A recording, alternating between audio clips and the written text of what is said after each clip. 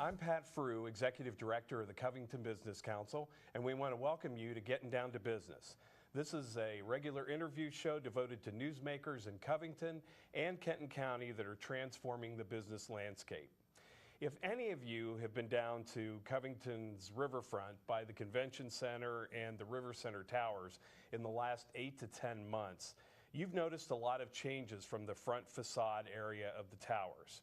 Several new restaurants have opened, and there's a lot more traffic and activity in the office towers there with some significant new tenants. Where are all those people going to lunch, or for that matter, breakfast or dinner? Well, that's the question that my next guest is going to help those folks come up with answers for, and something that keeps him sleepless at night, probably at times. My guest today is Jeff Ritson. Jeff is the Chief Executive Officer of the RiverCenter Entertainment Venues, LLC. It's a division of the Corporex companies. And Jeff, after a long and successful career as president of the Bistro Group, a Cincinnati-based company that owns and operates TGI Fridays and McAllister restaurants around the region, that's where he worked. But most recently, Jeff worked as president and chief operating officer at Jackmont Hospitality in Atlanta. Jeff, you've been back home almost a month, I guess, and we want to welcome you back and also welcome you to the program. Thanks for joining us. Thanks for having me. Yeah. Okay, so let's get down to business. Tell us specifically, what is RiverCenter Entertainment Venue, and why did Corporex create this group? RiverCenter Entertainment Venue, LLC, is a group of ownership, subsidiary of Corporex, right, that was put together in an effort to create the entertainment complex that we refer to today as Piazza. Right, right. And so people may be wondering, what in the world is Corporex doing getting into the entertainment business? They're just a corporate developer, but anybody that knows anything about Corporex and what they're doing around the country could know better. Tell us a little bit about that and why this is a natural progression for Corporex to develop this subsidiary. Well, there were a couple of big opportunities, Pat. Probably the biggest opportunity for Corporex to develop and design this entertainment center was to provide services that were not available a few years back to the tenants of the office towers. So first and foremost, that was a big opportunity to create a unique environment, unlike really any others in the area, that provided you know, the pantry, the restaurants, the plaza area that has a tremendous amount of unique patio space, and just an opportunity for folks that are in the RiverCenter offices, sort of a home that's a little bit different and a different feel when they come to work. Yeah, a lot of people may not realize that Corporex has a high-scale restaurant in Denver that is also a fabulous art museum. So, you know, this is nothing new for Corporex going into this area, is it? Not at all. Not at all. Yeah.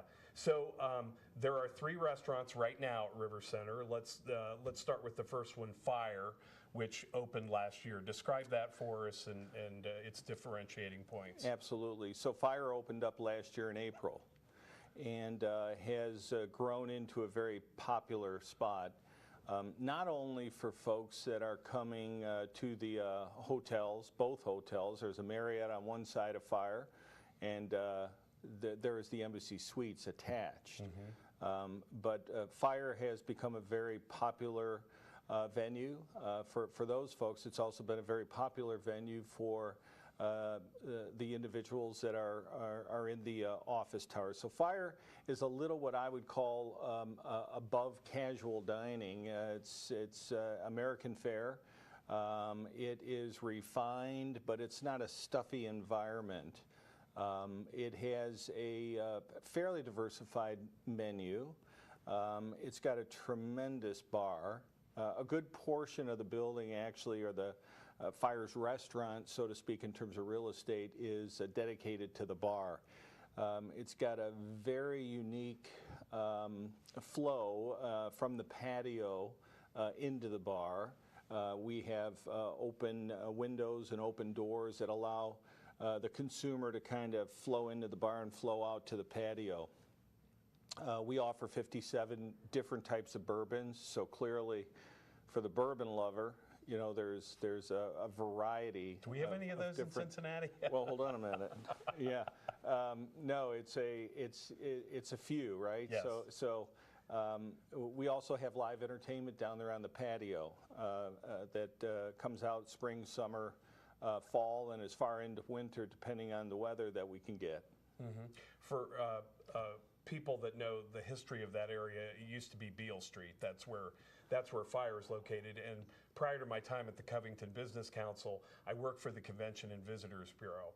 And that was a crucial linchpin kind of place for conventioneers to go to, people from out of town, because most people that come out of town, they just naturally gravitate to the areas that they're most conveniently passing. So when that was a void between the last restaurant and this restaurant, I know it was a hindrance for the Convention Bureau. So I know they're very happy that that's now an open and vibrant place. And as you said, with the outdoor patio area, that's going to explode once baseball season starts, both with locals and from our guests out of town. So absolutely. Yeah. Okay, let's talk about the next one that opened, Butlers Pantry, a few months after that. Yeah, sure. So Butlers Pantry is unique in itself as well. To my knowledge, there's really nothing around the area like it.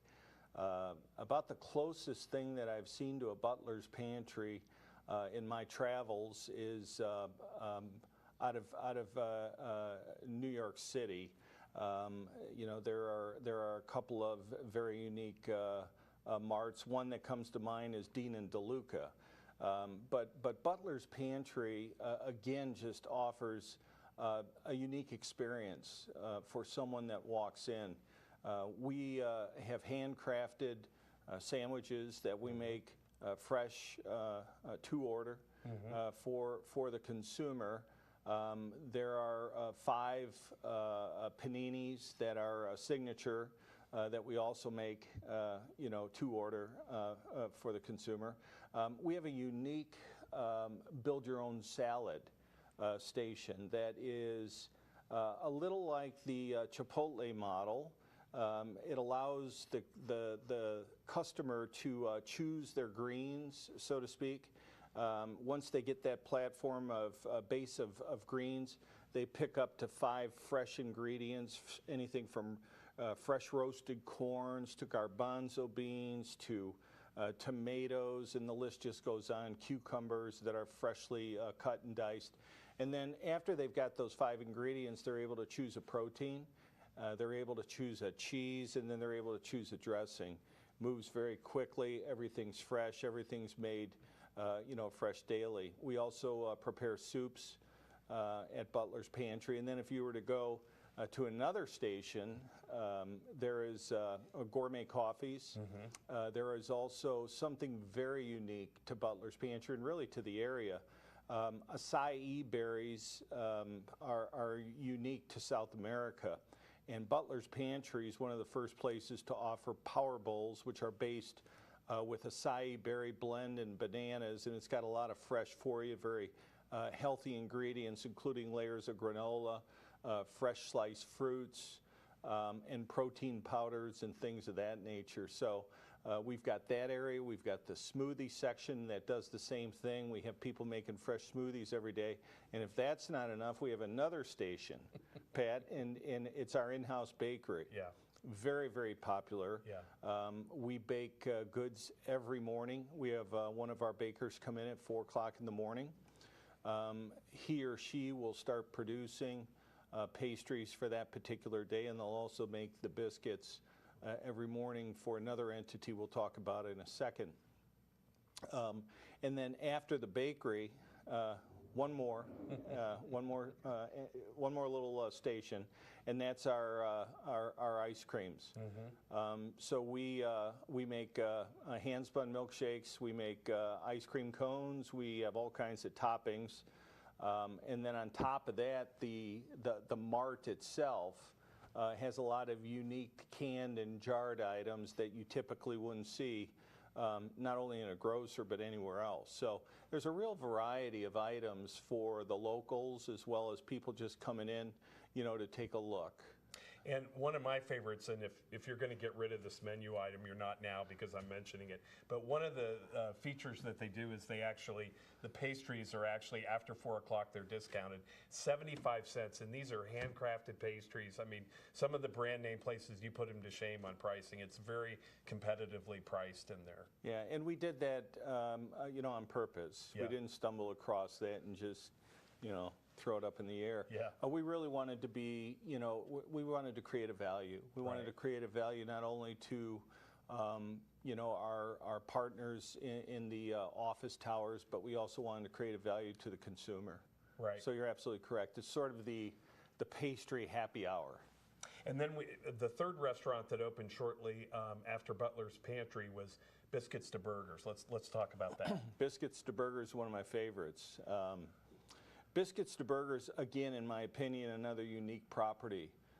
There's breakfast all day long, and there are a number of breakfast items you wouldn't see on a typical traditional breakfast menu. So unique breakfast items served all day long. We've got our French bread, or our French toasts are made with fresh challah bread. Made by 16 Bricks locally. All of our burgers are fresh. Our beef comes in fresh on a daily basis. We hand patty all the burgers. All of our toppings are of the highest quality.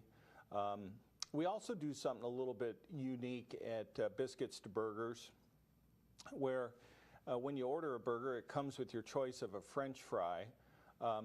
But here you get a choice of not only French fries, but you can also have sweet potato fries at no extra charge, or you can have what we call the 50-50. And the 50-50 is a blend of both, again at no extra charge. Biscuits to Burgers also offers salads. There is a variety of salads that we also make fresh. In our chili, we've got 2 different chilies. We've got a standard normal chili that we make every single day on the premise. It's delicious chili. I'd rank it up there with any chilies out there. I've had it. It's great. Yeah. And with this area being, you know, the chili capital of the world, it's not like the Cincinnati type of chili, but it's darn good in my opinion. And then the turkey chili too is something we offer. One thing unique to Biscuits to Burgers too is that we also do we hand spin our milkshakes. We've got a milkshake out there called the Glazed Donut, and it's topped with a glazed donut. Like it's got my name written all over it, yeah, we've got one waiting for you. Yeah. One of the things, before we go to a break too, we didn't really talk about the need, and we can get into this after the break, but the Butlers Pantry has been described more like grab and go, so it's a little more conducive for people in the building that don't have time for the sit-down experience like the other 2 restaurants. So far it's been great. You've provided good variety with those 3 restaurants. So yeah. Okay, so we do need to take a short break. My guest is Jeff Ritson of RiverCenter Entertainment Venues, part of the Corporex family of companies. And getting down to business, we'll be right back.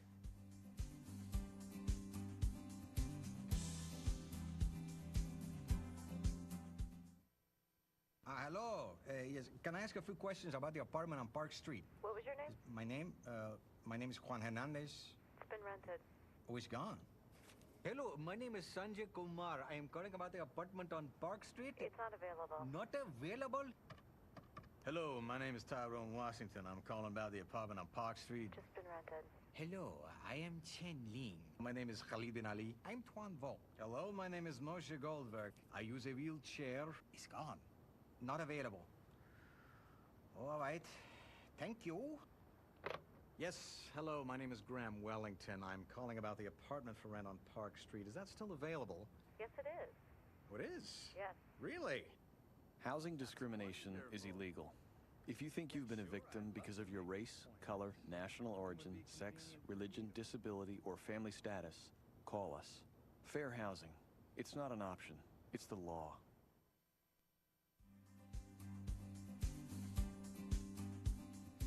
Hi, welcome back to Getting Down to Business. I'm your host, Pat Frew. Jeff Ritson of RiverCenter Entertainment Venues. I know you had told me that you wanted to work more with local charities. Talk about how you can do that through the different restaurants and how you can be of assistance to them. Absolutely. So our plaza area, which we refer to again as Piazza at RiverCenter, but the plaza area, goes from one end to the next. And one example of an event that we will be helping out with and teaming up with is the folks at Horizon. Is going to have a charity event on the plaza and really make it a fun, interesting time for everyone. So, we want to be involved with as many local charities as we can. We want to be a good partner, not only with them, but also provide services that could help them enhance their charitable organization any way that we can. Let's talk a little bit about the Piazza out there, because I know you plan to do a number of live events even outside of charity work. And really the work that you're doing there with the restaurants and creating the buzz and kind of your own restaurant district there is critically important because of Covington Landing. At one point there was talk of putting restaurants on the river like there used to be. That's not the case anymore. That area is going to be more recreational, green space in nature. So in order to get people down there, they need to have something to do. They need to have great places to eat. Why don't you talk about that a little bit? I just really think your role in all of that is critical with planning the outside plaza area and the restaurants and how that feeds into getting people along the riverfront. Sure. So as you may or may not know, CorporEx made a pretty healthy investment in taking what used to be a concrete patio that really didn't have much on it, and designed and built sails and really colorful type of sails with cloth on that patio. They also put a lot of plants and things of that nature. We have started to build out that patio, and now we've got a large patio area that's going to be an outdoor patio bar that's going to have live entertainment. The idea would be to have that go from one end to the next. So Fire has a patio themselves. Mm-hmm. They also offer live entertainment. You could come down there on any given night and see somebody playing music on the patio, and the patio is just packed. It flows right into the restaurant. The next entity and the next entity will also have patios. Butlers Pantry, as you had mentioned before, has a patio dedicated to that entity as well. And we plan on doing a lot of events out there. There's going to be a lot of opportunity for folks to come down and join in on these type of tastings and some art sip. We call it sip and draw. Where we're going to have a local artist help people learn how to draw a little bit as they're having a couple glasses of wine and enjoying a pretty nice summer day. So there'll always be a feel of events as it relates to the Piazza at RiverCenter, and we got a lot of things planned for the summer. I think you have a lot of opportunities there, Jeff. I guess probably one of the big challenges is changing the mindset from what was there, the concrete jungle, to an actual event area Monday, possibly up to 7 days a week during the summertime. So that I guess that's going to be a challenge, but it sounds like you're up to it. It's a challenge, but at the same time, I've been approached recently by many different individuals that were seeking to find out if we were willing to rent out the areas for special events. Mm-hmm. I've got a couple that approached me just the other day about doing a graduation party at one of the outdoor patio bars for 150 people. So we're going to provide a unique opportunity for a bar mitzvah, a wedding, a special event, an anniversary where a group or individuals want to bring a large group down and really just enjoy the riverfront area and what we have to offer there as well. Right.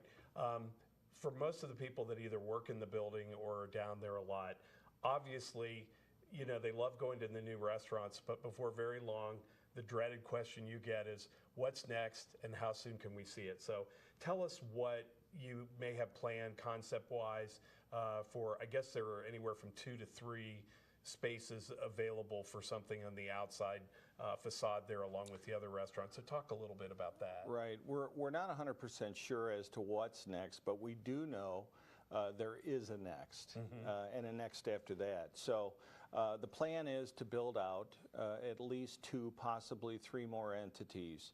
And again, the major plan was, you know, an entertainment venue that went from one end of the piazza, the plaza, or the square to the other. 3 of those spots are filled, and we've technically got space for 3 more.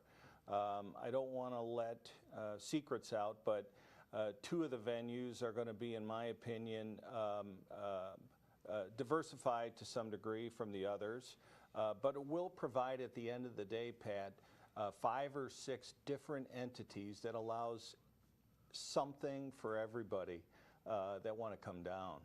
Of course, the RiverCenter towers themselves have taken on a transformation with CTI, clinical research, moving in. And at some point, we expect as many as 500 people in that company working there. It has transformed the building. It's a much more vibrant, busy place when it comes to businesses occupying the towers. What have you heard from new companies like them and others moving in? What have you heard about the restaurants, and what kind of feedback are you getting? Just what a fantastic full-service situation the RiverCenter is providing to those folks. Again, a lot of them were never used to any of this, and for them to, you know, be able to take a break out of, you know, work and walk downstairs to grab a snack, or, you know, a Danish or even a soda for that matter, has really provided them with a pretty positive feel about where they work, and they seem to be excited about coming into work, having these opportunities there for them.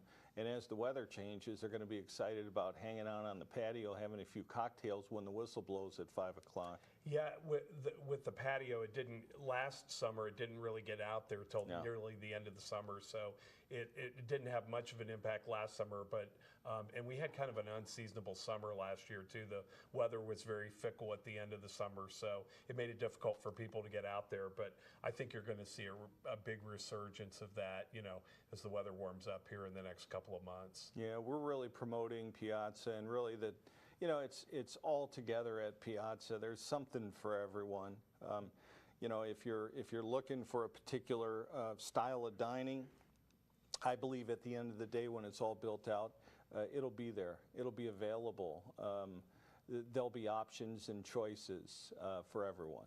I don't want to pin you down to a timetable, but do you foresee these next 2 to 3 eateries coming in within the next 12 months? Is that fair to say? I think that's more than fair to say. As a matter of fact, I've been working pretty hard trying to identify and really just solidify the next 2 or 3 brands that we're going to have. One of the things that makes it difficult for you all too is it's not like you're putting a generic brand in these venues. These are all, you know, signature brands that you're creating, you know, which is very important to visitors, which is very important to residents. They want to experience something new and generic to that, you know, neighborhood. They don't want to, you know, some of the more familiar brands. They want something different and a new and different experience, and that you don't just blink your eyes 3 times and create something like that. It takes a lot of work and effort. If we could do that, we wouldn't be sitting here right now, you know, if we could blink our eyes 3 times. But I'll say this, we've given a lot of thought to how unique these entities are and how they're going to be.